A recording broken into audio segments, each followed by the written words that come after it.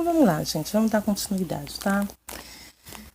Segundo o livro Manual do Técnico e da Auxiliar de Enfermagem, segunda edição, a gente vai continuar na página 221 do capítulo 7. Então, só para recapitular, tá? Nós falamos da página 215, 216, 17, 18, 19, 220, a gente falou algumas coisas do enfermeiro, e 221 a gente vai falar agora, tá? Quando a gente fala de 221, a gente está falando da estrutura hospitalar. E aí eu vou dar uma lida aqui rapidamente, porque é algo que a Organização Mundial de Saúde fala, tá legal? Então, a Organização Mundial de Saúde diz o seguinte: o hospital é o elemento de uma organização de caráter médico e social, cuja função consiste em assegurar assistência médica, curativa, preventiva à população, sob quaisquer regimes de atendimento, inclusive domiciliar, constituindo-se também em centro de educação, capacitação de recursos humanos e de pesquisas em saúde, bem como de encaminhamento de pacientes. Vamos lá, passo a passo.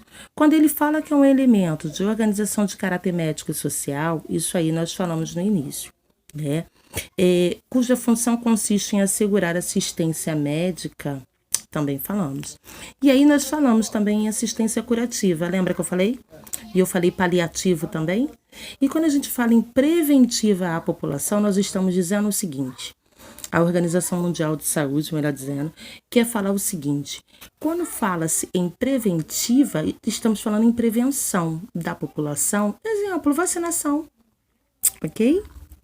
Outro exemplo: se eu tenho um paciente que acabou de sair recebeu alta da unidade hospitalar e ele foi internado por alguma cardiopatia, uma cardiopatia na qual ele tinha um comprometimento também de, vamos dizer, de pressão arterial. Ele era um hipertenso cardiopata, ok? E se ele recebeu alta, em ética, eu acho que vocês conseguiram ver isso em ética.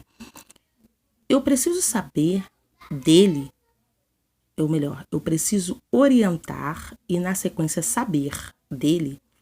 Então eu vou orientar na alta a continuidade do tratamento, a continuidade das medicações, os horários da medicação, ok? Quem orienta é o técnico de enfermagem na hora da alta, enfermeiro também.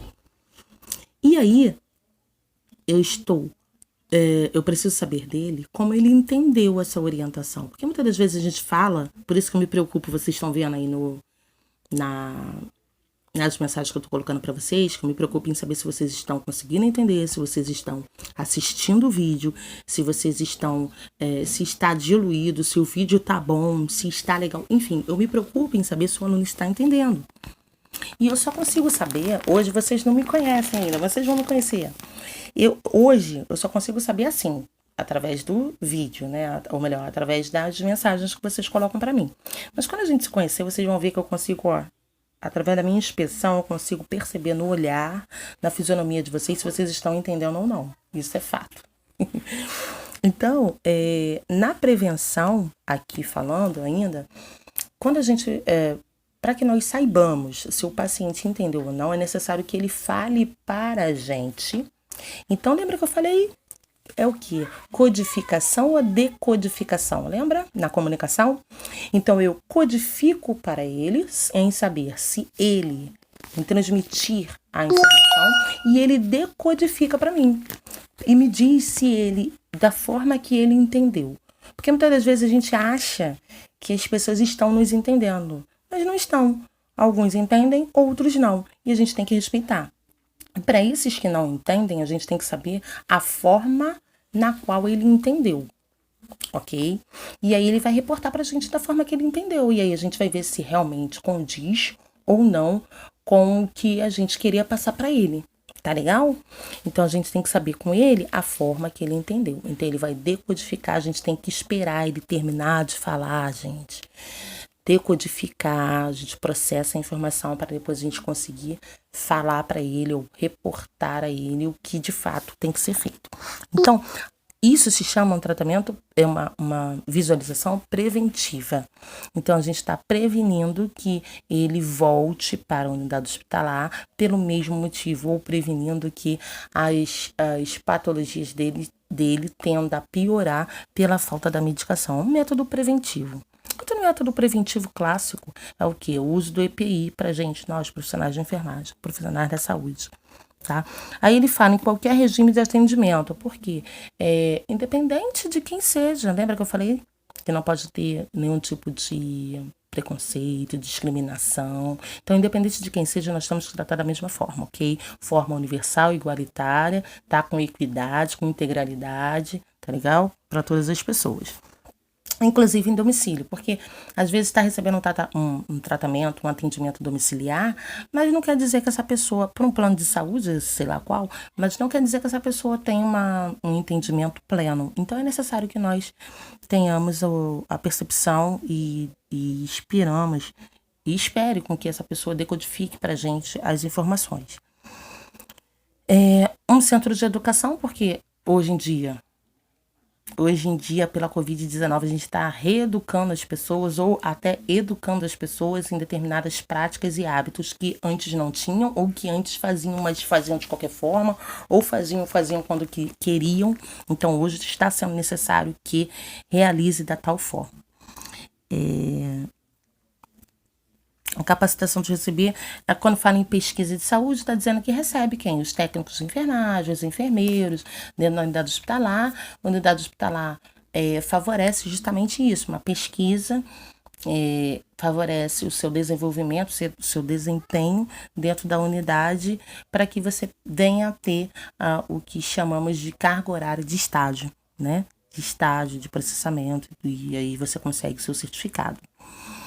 Beleza, aí a gente fala o seguinte, o hospital, ele tem o que nós chamamos de classificação dentro dele, né? E essas classificações, a gente pode dizer assim, classificação quanto ao tipo de serviço prestado. Vou prestar o serviço de que forma? De forma hospital geral e de forma hospital especializado. Hospital geral, eu estou olhando no livro para eu seguir a ordem direitinho para não pular, tá? Hospital geral, quando eu falo que é um hospital geral, eu estou dizendo que aquele hospital está apto, aquele hospital é apropriado para receber qualquer tipo de paciente e qualquer tipo, quando eu falo qualquer tipo de paciente, eu estou dizendo qualquer tipo de patologia, qualquer tipo de causa, ok? Hospital geral. Hospital específico, eu estou dizendo para você que eu vou receber pacientes com determinadas especialidades, com determinadas patologias, ok? Vamos lá. Instituto de Trauma e Ortopedia. Eu recebo somente o paciente ortopédico. Paciente que teve alguma queda, alguma luxação, algum trauma em osso, ok? Hospital Geral de Bom Sucesso, exemplo, tá? Hospital Geral de Bom Sucesso, Hospital Federal Geral de Bom Sucesso.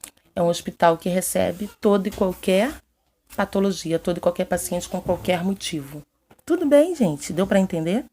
Então, aqui eu consegui diferenciar um hospital geral de um hospital específico. Outro hospital específico, o INCA. Ok? E aí eu digo para você o seguinte, quanto ao tipo de entidade mantedora, eu estou dizendo para você que se ele for um hospital público, ele tem um fim lucrativo, de forma que eu posso dizer, um hospital público, ele não visa o fim do lucrativo, mas todo fim, eu diria, toda finalidade financeira dele, eu diria, em órgão, está no órgão estadual, órgão municipal, órgão federal. Tudo bem? Órgão federal, municipal, estadual. Órgão federal, estadual e municipal. Isso eu estou dizendo que é um hospital de uma entidade pública. Ele não tem um fim lucrativo direto para o bolso dele, deu para entender? Então ele trabalha com eu diria que a parte financeira dele, melhor dizendo, a parte financeira dele está interligada, está dentro da questões políticas públicas no hospital federal, hospital estadual e hospital municipal. Tudo bem? Agora, quando eu falo para você que é um hospital privado, eu estou dizendo para você que esse sim tem fins lucrativos. Esse tem fins lucrativos. Quando eu digo que tem fins lucrativos, eu estou dizendo para você que ele trabalha com plano de saúde, que ele trabalha com particular, propriamente dita, tá? E quando eu digo para você que é um hospital de entidade filantrópica, eu estou dizendo para você que os fins lucrativos dele visa somente a melhoria dentro da unidade. Entendeu? Ou seja, ele não visa somente o lucro. O que chega de financeiro é direto para a melhoria daquela unidade. Tá legal? Aí quando eu falo em tipos de porte hospitalar, eu estou dizendo que eu posso ter um hospital de pequeno porte, um hospital de médio porte, um hospital de grande porte e de extra porte. Quando eu digo um hospital de pequeno porte, eu estou dizendo que ele pode vir a ter até 49 leitos. Quando eu digo que é um hospital de médio porte, eu estou dizendo que ele tem de 50 a 199 leitos.